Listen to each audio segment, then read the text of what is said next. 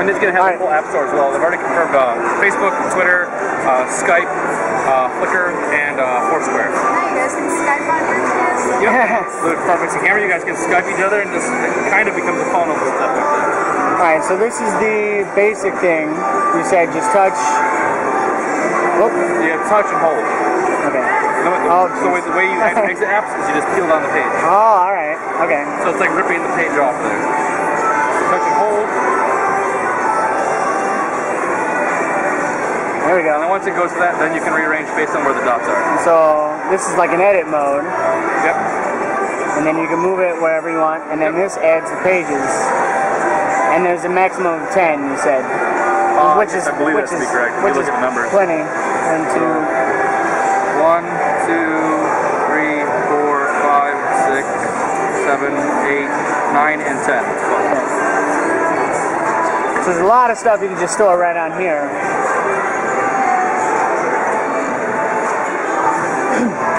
How did you do the background change? Okay, so when you have to be in their jiggle mode. Okay. That's my representation. That's not official. So it's this little color. It's not official terminology. Yeah, well, yeah. So back here is where all of these color interfaces, where you can switch to whatever that is. I don't know. Or we can go up to here and use this really, really bad picture. Perfect. Done. Is it my picture? Yes. So once that's up and in there, we can go to this one and select that one to our really bad yellow and orange color. Then once you're done with that, what it'll do is it will fade in between that and the image. If it's a picture, it doesn't fade, but the preset ones will actually fade in between.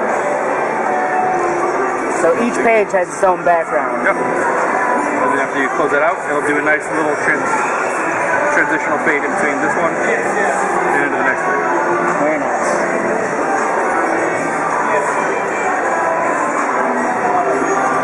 And then this is just whatever the last open app was. So what it'll show you up here on top is all the different apps you have. So this shows your home screen, obviously, showing you the camera app, showing you Wipeout, and showing you the settings page. And all you have to do to exit any of them is just peel down the page.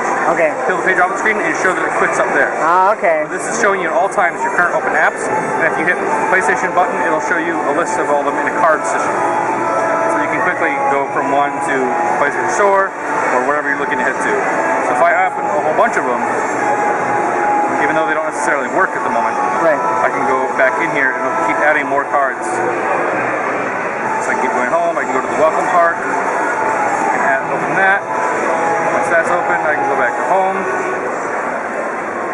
Then I can open up the web browser.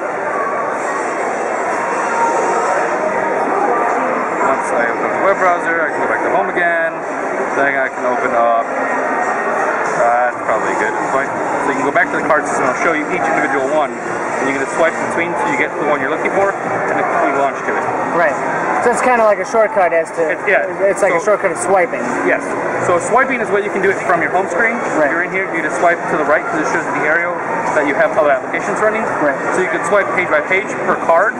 Well, this is a quick screen to get between each of them, as well as a quick link to PlayStation.com, the PSN store, and the welcome card.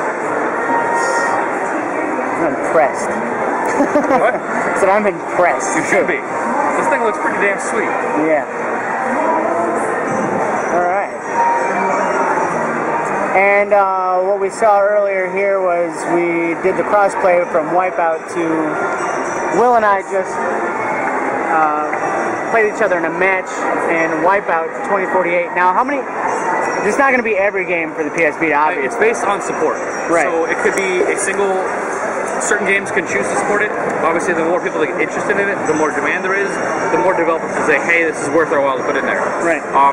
They also just recently announced a game called MotorStorm RC, right, which is based on the MotorStorm series they have on PlayStation 3, where the RC version is both available for the Vita and the PlayStation 3 on the PSN store. If you buy one, either on your Vita or on your PS3, they will give you the opposite for free, to encourage people to do crossplay. So, which is what Austin was talking about yesterday. Yeah. So it's stupid to buy it twice. Yeah. Right. But if they're going to give you the other one for free, I might as well at least try this out. Yeah. Right. And the more that they do that, I think they're going to start with first-party apps, obviously. But if they can get that to be a trend, then the third-party developers will follow. Very nice. I think that's all.